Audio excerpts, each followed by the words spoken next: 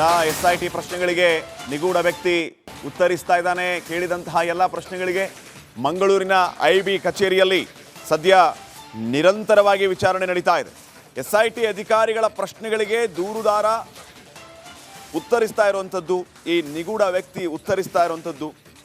ಇದೇ ಸಂದರ್ಭದಲ್ಲಿ ದೂರುದಾರನ ಹೇಳಿಕೆಯನ್ನು ರೆಕಾರ್ಡ್ ಮಾಡುವಂತಹ ಕೆಲಸ ಕೂಡ SIT ಇಂದ ಆಗಿದೆ. ಸತತ 4 ಗಂಟೆಗಳ ಕಾಲ ವಿಚಾರಣೆ ನಡೆದಿದೆ. ಇದೇ ಸಂದರ್ಭದಲ್ಲಿ ಅಧಿಕಾರಿಗಳು IBಗೆ ಊಟ ತರಿಸ್ಕೊಂಡ್ಬಿಟ್ಟಿದ್ದಾರೆ. ವಿರಾಮ ಇಲ್ಲದೆ ನಿರಂತರ ವಿಚಾರಣೆ ನಡೀತಾ ಇದೆ. ಇನ್ನು ದೂರುದಾರನ ಹೇಳಿಕೆಯನ್ನ ರೆಕಾರ್ಡ್ ಮಾಡಿಕೊಂಡಿದ್ದಾರೆ SIT ಅವರು. ಧರ್ಮಸ್ಥಳದ ಸುತ್ತ ನೂರಾರು ಶವ ಹೂತಿಟ್ಟ ಆರೋಪದ ವಿಚಾರಕ್ಕೆ ಸಂಬಂಧಪಟ್ಟಂತೆ ಆ ತಲೆಬುರುಡೆಯ ರಹಸ್ಯವನ್ನ ಪೊಲೀಸರು ಕೆದಕ್ತಾ ಇದ್ದಾರೆ. ಈಗ ಶವ ಹೂತಿಟ್ಟ ಸ್ಥಳ, ಯಾವ ವರ್ಷದಲ್ಲಿ ಹೂತಿಟ್ಟಿದ್ರು, ಕಾರಲ್ಲಿ ಶವ ತಂದವರು ಯಾರು, ಕಾರಲ್ಲಿ ಇದ್ದವರು ಯಾರು, ಈ ರೀತಿ ಹಲವು ಪ್ರಶ್ನೆಗಳನ್ನು ಕೇಳುವಂತಹ ಕೆಲಸ ವಿಶೇಷ ತನಿಖಾ ತಂಡದಿಂದ ಆಗ್ತಾ ಇದೆ. ಈ ಮೂಲಕ SIT ಅಧಿಕಾರಿಗಳ ಈ ವಿಚಾರಣೆ, ಸದ್ಯ ನಡೀತಾ ಇರುವಂಥ ಈ ವಿಚಾರಣೆ ತೀವ್ರ ಕುತೂಹಲವನ್ನು ಕೆರಳಿಸಿದೆ. ಇನ್ನಷ್ಟು ಅಪ್ಡೇಟ್ಸ್ ಅನ್ನ ಕೊಡ್ತಾರೆ ಪ್ರತಿನಿಧಿ ಅಭಿಷೇಕ್. ಈಗ ನೇರ ಸಂಪರ್ಕದಲ್ಲಿ. ಅಭಿಷೇಕ್, ವಿಶೇಷ ತನಿಖಾ ತಂಡ ನಿರಂತರ ವಿಚಾರಣೆಯನ್ನು ನಡೆಸ್ತಾ ಇರುವಂಥದ್ದು, ನಾವು ಏನನ್ನ ನಿರೀಕ್ಷೆ ಮಾಡ್ಬೋದು ಈ ತಂಡದಿಂದ ಅನ್ನುವಂಥದ್ದು ಒಂದು ಕಡೆ ಆದರೆ, ಮತ್ತೊಂದು ಕಡೆ ಇವ್ರ ಮೇಲೆ ಒತ್ತಡ ಇದೆಯಾ ಅನ್ನುವಂತಹ ಪ್ರಶ್ನೆಗಳು ಕೂಡ ಈಗ ಮೂಡ್ತಾ ಇದೆ. ಎನಿಹಾವ್ ಸದ್ಯಕ್ಕಂತೂ ವಿಚಾರಣೆ ನಡೀತಾ ಇದೆ. ಇದರಿಂದ ಏನೆಲ್ಲ ಅಪ್ಡೇಟ್ಸ್ಗಳು ಲಭ್ಯ ಆಗ್ತಾ ಇದೆ?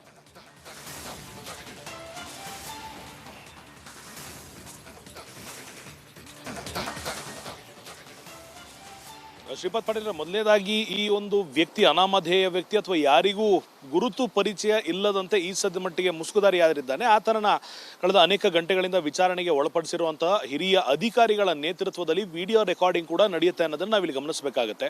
ಆತನ ಪ್ರತಿಯೊಂದು ಹೇಳಿಕೆಯನ್ನ ದಾಖಲು ಮಾಡಿಕೊಳ್ಳಲಾಗುತ್ತೆ. ಯಾಕಂದ್ರೆ ಯಾವುದೇ ಸಂದರ್ಭದಲ್ಲಿ ಒಬ್ಬ ವ್ಯಕ್ತಿ ತನ್ನ ಹೇಳಿಕೆಯನ್ನ ಬದಲಾಯಿಸುವಂತ ಸಾಧ್ಯತೆ ಇರಬಹುದು ಅನ್ನೋ ಕಾರಣದಿಂದಾಗಿ ಪ್ರತಿಯೊಂದು ವಿಡಿಯೋ ರೆಕಾರ್ಡ್ ಆಗುತ್ತೆ. ಅಲ್ಲೇ ಇರುವಂತ ಉಳಿದ ಅಧಿಕಾರಿಗಳ ನೇತೃತ್ವದಲ್ಲಿ ಅದನ್ನ ಬರೆದುಕೊಳ್ಳಲಾಗುತ್ತೆ. ಸೋ ದಟ್ ವಿಡಿಯೋವನ್ನ ಮಾರ್ಫ್ ಮಾಡಿದ್ರು ಕೂಡ ಬರವಣಿಗೆಯನ್ನ ಮಾರ್ಫ್ ಮಾಡ್ಲಿಕ್ಕೆ ಆಗಲ್ಲ ಅನ್ನೋ ಒಂದು ಲೆಕ್ಕಾಚಾರದಲ್ಲಿ ಈ ಒಂದು ಅಂಶವನ್ನ SIT ಈಗಾಗಲೇ ಜಾಗೃತಿಯನ್ನು ವಹಿಸಿರುತ್ತೆ. ಇದಾದ ನಂತರ ಆ ವ್ಯಕ್ತಿ ತನ್ನ ಪತ್ರದಲ್ಲಿ ಬರೆದಿರುವಂತೆ 2 ಪ್ರಕರಣಗಳನ್ನ ತೀರಾ ಸ್ಪೆಸಿಫಿಕ್ ಆಗಿ ಮೆನ್ಷನ್ ಮಾಡಿರುವಂಥದ್ದು. ಒಂದು 12 ರಿಂದ 15 ವರ್ಷದ ಹುಡುಗಿಯ ಮೃತದೇಹ ಕಲ್ಲೇರಿ ಪೆಟ್ರೋಲ್ ಬಂಕ್ನಿಂದ ದೂರದಲ್ಲಿ ನಾನೇ ಹೂತ್ ಹಾಕಿದ್ದೆ. ಆಕೆಯ ದೇಹದ ಮೇಲೆ ಕೇವಲ ಒಂದು ಶರ್ಟ್ ಅನ್ನ ಬಿಟ್ಟು ಉಳಿದ ಯಾವ ವಸ್ತ್ರವೂ ಇರಲಿಲ್ಲ. ಆಕೆಯ ಮೇಲೆ ಲೈಂಗಿಕ ದೌರ್ಜನ್ಯವಾದಂತ ಅಷ್ಟು ಕುರುಹುಗಳಿತ್ತು. ಕತ್ತನ್ನ ಹಿಸುಕಿದ್ರು ಅಥವಾ ಹಗ್ಗದಿಂದ ಬಿಗಿದಿದ್ರು ಅನ್ನೋ ರೀತಿ ಕಂಡು ಬರ್ತಿತ್ತು. ಅದನ್ನ ಅಲ್ಲೇ ಹೂತಾಕಿದ್ದೇನೆ ಅಂತ ಒಂದು ಸ್ಪೆಸಿಫಿಕ್ ಆದಂತ ಘಟನೆ ಹೇಳ್ತಾನೆ. ಮತ್ತೊಂದು ಕಡೆಗೆ 20 ವರ್ಷದ ಯುವತಿ ಮುಖಕ್ಕೆ ಆಸಿಡ್ ಹಾಕಿದ್ರು, ಆಕೆಯನ್ನ ಹೂತಾಕಿದ್ದೇನೆ, ಅವಳ ಒಂದಿಷ್ಟು ಬಟ್ಟೆಗಳನ್ನ ಸುಟ್ಟು ಹಾಕಿದ್ದೇನೆ ಅಂತ ಹೇಳ್ತಾನೆ. ಇಲ್ಲಿಗೆ ಈ 2 ಪ್ರದೇಶಗಳು ಈತನಿಗೆ ಗೊತ್ತಿದ್ಯಾ? ಈತನಿಂದ ಯಾರಾದ್ರೂ ಈ ಹೇಳಿಕೆಗಳನ್ನ ಕೊಡಿಸ್ತಿದ್ದಾರಾ? ಅಥವಾ ಈತನ ಹಿಂದೆ ಮತ್ತೊಂದು ತಂಡ ಕೆಲಸ ಮಾಡ್ತಿದ್ಯಾ ಇಂತಹ ರೀತಿಯ ಹೇಳಿಕೆಗಳನ್ನ ಕೊಡೋದಕ್ಕೆ? ಅಥವಾ ಈತನ ವಿವೇಚನೆ ಸತ್ಯವಾಗಿ ಈತ ದೂರು ಕೊಟ್ಟಿದ್ದಾನ? ಇಂತಹ ಅನೇಕ ಕೇವಲ ಕೇಸ್ಗೆ ಸಂಬಂಧಪಟ್ಟಂತೆಲ್ಲ ಆತನ ಮಾನಸಿಕ ಸ್ಥಿತಿಗತಿ ಬಗ್ಗೆ, ಆತನ ಮೇಲೆ ಯಾರಾದರೂ ಒತ್ತಡ ಹೇರ್ತಿದ್ದಾರಾ ಅನ್ನೋದ್ರ ಬಗ್ಗೆ, ಅದರ ಜೊತೆ ಆತನ ಕುಟುಂಬಸ್ಥರು, ಆತನ ಸ್ನೇಹಿತರು ಯಾರೆಲ್ಲ ಇದ್ದಾರೆ ಅವರ ಮಾಹಿತಿಯನ್ನ ಪಡೆದು ಈತ ಯಾರ ಜೊತೆಗೆ ನಿಕಟ ಸಂಪರ್ಕದಲ್ಲಿದ್ದ, ಸುಮಾರು 11 ವರ್ಷಗಳ ಕಾಲ ಈತ ತಲೆಮರೆಸಿಕೊಂಡಿದ್ದಂತನ್ನು ಕಳೆದ ಅನೇಕ ವರ್ಷಗಳ ಹಿಂದೆ ಒಂದು ಬಾಲಕಿಯ ಪ್ರಕರಣ ಇಡೀ ದೇಶವೇ ತಿರುಗಿ ನೋಡುವಂತೆ ಮಾಡಿತ್ತು. ಆ ಸಂದರ್ಭದಲ್ಲೂ ಕೂಡ ಈತ ಮೌನವಾಗಿದ್ದ. ಇದೀಗ ಏಕಾಏಕಿ ಯಾವುದೇ ವಿಚಾರ ಮುನ್ನೆಲೆಯಲ್ಲಿ ಇಲ್ಲದೇ ಇರುವಂತ ಸಂದರ್ಭದಲ್ಲಿ ಈತ ಏಕಾಏಕಿ ಬಂದು ಈ ಒಂದು ಸ್ಟೇಟ್ಮೆಂಟ್ ಅನ್ನ ಕೊಟ್ಟಾಗ ಇದರಲ್ಲಿ ಏನಾದರೂ ವೆಸ್ಟೆಡ್ ಇಂಟ್ರೆಸ್ಟ್ ಇದೆಯಾ ಅನ್ನೋ ಒಂದು ಅಂಶವನ್ನು ಕೂಡ ಈಗ ಬಹಿರಂಗ ಮಾಡೋದಕ್ಕಾಗಿ ತನಿಖೆ ಆಗಿರ್ಬೋದು, ವಿಚಾರಣೆಯನ್ನ ಪೊಲೀಸರು ಮಾಡ್ತಿರುವಂತದ್ದು.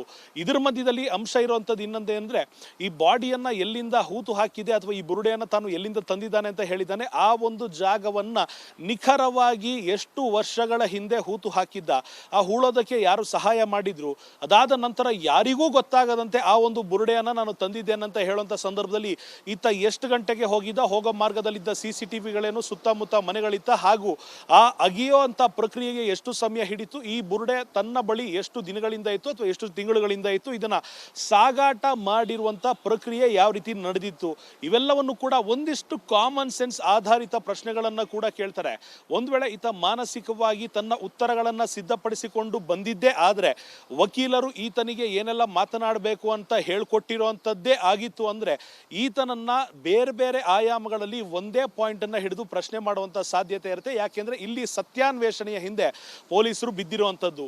ಈ ಕಾರಣದಿಂದ ಧರ್ಮಸ್ಥಳದ ಪರವಾಗಿಯೂ ಅಲ್ಲ, ಧರ್ಮಸ್ಥಳದ ವಿರುದ್ಧವಾಗಿಯೂ ಅಲ್ಲ, ಇನ್ಫ್ಲೂಯೆನ್ಷಿಯಲ್ ಕುಟುಂಬದ ಪರವಾಗಿಯೂ ಅಲ್ಲ, ವಿರುದ್ಧವಾಗಿಯೂ ಅಲ್ಲ, ಇಲ್ಲಿ ಪೊಲೀಸರ ಮೇಲೆ ಇರುವಂತ ಒಂದು ತೂಗುಗತಿ ಏನು ಅಂದ್ರೆ ಸತ್ಯವನ್ನ ಹೊರತರುವಂತದ್ದು ಅವರ ಮೇಲೆ ಇರುವಂತ ತೂಗುಗತಿ ಆಗುತ್ತೆ.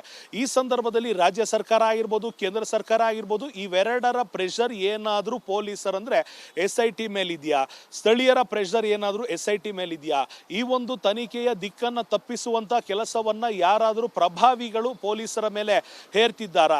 ಈ ಇಷ್ಟು ಅಂಶಗಳಿಗೆ ಸದ್ಯದ ಮಟ್ಟಿಗೆ ಕ್ಲಾರಿಟಿ ಸಿಗದೆ ಹೋದ್ರೂ ಕೂಡ ಇದರ ಹಿಂದಿರುವಂತ ಸತ್ಯಾಸತ್ಯತೆ ಹೊರ ಬರಬೇಕಾಗಿರುವಂತ ನಿಟ್ಟಿನಲ್ಲಿ ಈಗ ತನಿಖೆ ಮುಂದುವರಿತಾ ಇರುವಂತದ್ದು. ಇಲ್ಲಿಗೆ ಪೊಲೀಸ್ ಅಧಿಕಾರಿಗಳು ಊಟವನ್ನ ತರಿಸ್ಕೊಂಡಿದ್ದಾರೆ ಅಂದ್ರೆ ಒಂದೇ ಒಂದು ಕ್ಷಣ ಬ್ರೇಕ್ ಮಾಡಿದ್ರು ಕೂಡ ಆ ಸಂದರ್ಭದಲ್ಲಿ ಇದ್ದಂತ ಮೆಂಟಾಲಿಟಿಗೂ, ಊಟ ಮಾಡಿದ ನಂತರ ಅಂದ್ರೆ ಒಂದು ಬ್ರೇಕ್ ಆದ ನಂತರ ಬರುವಂತ ಮೆಂಟಾಲಿಟಿಗೂ ಕನೆಕ್ಟಿವಿಟಿಗೂ ಸಮಸ್ಯೆ ಆಗ್ಬೋದು ಅನ್ನೋ ನಿಟ್ಟಿನಲ್ಲಿ ಅಲ್ಲಿಯೇ ಊಟವನ್ನ ತರಿಸ್ಕೊಂಡು ಊಟದ ಜೊತೆಯಲ್ಲೇ ಈ ಒಂದು ತನಿಖೆಯನ್ನ ಅಥವಾ ವಿಚಾರಣೆಯನ್ನ ಮುಂದುವರಿಸಿದ್ದಾರೆ ಅನ್ನೋದು ನಾವು ಗಮನಿಸಬೇಕಾಗುತ್ತೆ. ಇದು ಕೇವಲ 4 ಗಂಟೆ, 5 ಗಂಟೆ, 8 ಗಂಟೆ ಅಂತ ಹೇಳೋದಕ್ಕಿಂತ ಎಷ್ಟು ದಿನಗಳ ಕಾಲ ನಡೆಯುತ್ತೆ ಅನ್ನೋದು ಪೊಲೀಸರ ವಿವೇಚನೆಗೆ ಬಿಟ್ಟಿದ್ದು. ಎಲ್ಲೆಲ್ಲಿ ಯಾವ ಓಕೆ ಅಭಿಷೇಕ್, ಬರ್ತೀನಿ, ಸಂಪರ್ಕದಲ್ಲಿರಿ.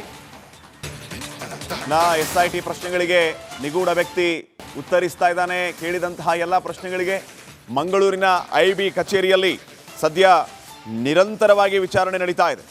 SIT ಅಧಿಕಾರಿಗಳ ಪ್ರಶ್ನೆಗಳಿಗೆ ದೂರುದಾರ ಉತ್ತರಿಸ್ತಾ ಇರುವಂಥದ್ದು, ಈ ನಿಗೂಢ ವ್ಯಕ್ತಿ ಉತ್ತರಿಸ್ತಾ ಇರುವಂಥದ್ದು. ಇದೇ ಸಂದರ್ಭದಲ್ಲಿ ದೂರುದಾರನ ಹೇಳಿಕೆಯನ್ನು ರೆಕಾರ್ಡ್ ಮಾಡುವಂತಹ ಕೆಲಸ ಕೂಡ SIT ಇಂದ ಆಗಿದೆ. ಸತತ 4 ಗಂಟೆಗಳ ಕಾಲ ವಿಚಾರಣೆ ನಡೆದಿದೆ. ಇದೇ ಸಂದರ್ಭದಲ್ಲಿ ಅಧಿಕಾರಿಗಳು IBಗೆ ಊಟ ತರಿಸ್ಕೊಂಡ್ಬಿಟ್ಟಿದ್ದಾರೆ. ವಿರಾಮ ಇಲ್ಲದೆ ನಿರಂತರ ವಿಚಾರಣೆ ನಡೀತಾ ಇದೆ. ಇನ್ನು ದೂರುದಾರನ ಹೇಳಿಕೆಯನ್ನ ರೆಕಾರ್ಡ್ ಮಾಡ್ಕೊಂಡಿದ್ದಾರೆ SIT ಅವರು. ಧರ್ಮಸ್ಥಳದ ಸುತ್ತ ನೂರಾರು ಶವ ಹೂತಿಟ್ಟ ಆರೋಪದ ವಿಚಾರಕ್ಕೆ ಸಂಬಂಧಪಟ್ಟಂತೆ ಆ ತಲೆಬುರುಡೆಯ ರಹಸ್ಯವನ್ನ ಪೊಲೀಸರು ಕೆದಕ್ತಾ ಇದ್ದಾರೆ. ಈಗ ಶವ ಹೂತಿಟ್ಟ ಸ್ಥಳ, ಯಾವ ವರ್ಷದಲ್ಲಿ ಹೂತಿಟ್ಟಿದ್ರು, ಕಾರಲ್ಲಿ ಶವ ತಂದವರು ಯಾರು, ಕಾರಲ್ಲಿ ಇದ್ದವ್ರು ಯಾರು, ಈ ರೀತಿ ಹಲವು ಪ್ರಶ್ನೆಗಳನ್ನು ಕೇಳುವಂತಹ ಕೆಲಸ ವಿಶೇಷ ತನಿಖಾ ತಂಡದಿಂದ ಆಗ್ತಾ ಇದೆ. ಈ ಮೂಲಕ SIT ಅಧಿಕಾರಿಗಳ ಈ ವಿಚಾರಣೆ, ಸದ್ಯ ನಡೀತಾ ಇರುವಂಥ ಈ ವಿಚಾರಣೆ ತೀವ್ರ ಕುತೂಹಲವನ್ನು ಕೆರಳಿಸಿದೆ. ಇನ್ನಷ್ಟು ಅಪ್ಡೇಟ್ಸ್ ಅನ್ನ ಕೊಡ್ತಾರೆ ಪ್ರತಿನಿಧಿ ಅಭಿಷೇಕ್. ಈಗ ನೇರ ಸಂಪರ್ಕದಲ್ಲಿ. ಅಭಿಷೇಕ್, ವಿಶೇಷ ತನಿಖಾ ತಂಡ ನಿರಂತರ ವಿಚಾರಣೆಯನ್ನು ನಡೆಸ್ತಾ ಇರುವಂಥದ್ದು, ನಾವು ಏನನ್ನ ನಿರೀಕ್ಷೆ ಮಾಡ್ಬೋದು ಈ ತಂಡದಿಂದ ಅನ್ನುವಂಥದ್ದು ಒಂದು ಕಡೆ ಆದರೆ, ಮತ್ತೊಂದು ಕಡೆ ಇವ್ರ ಮೇಲೆ ಒತ್ತಡ ಇದೆಯಾ ಅನ್ನುವಂತಹ ಪ್ರಶ್ನೆಗಳು ಕೂಡ ಈಗ ಮೂಡ್ತಾ ಇದೆ. ಎನಿಹಾವ್ ಸದ್ಯಕ್ಕಂತೂ ವಿಚಾರಣೆ ನಡೀತಾ ಇದೆ. ಇದರಿಂದ ಏನೆಲ್ಲ ಅಪ್ಡೇಟ್ಸ್ಗಳು ಲಭ್ಯ ಆಗ್ತಾ ಇದೆ?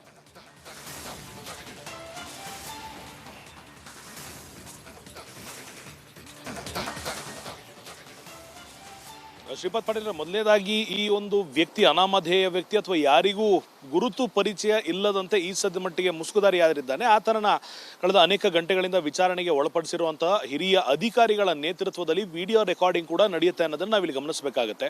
ಆತನ ಪ್ರತಿಯೊಂದು ಹೇಳಿಕೆಯನ್ನ ದಾಖಲು ಮಾಡಿಕೊಳ್ಳಲಾಗುತ್ತೆ.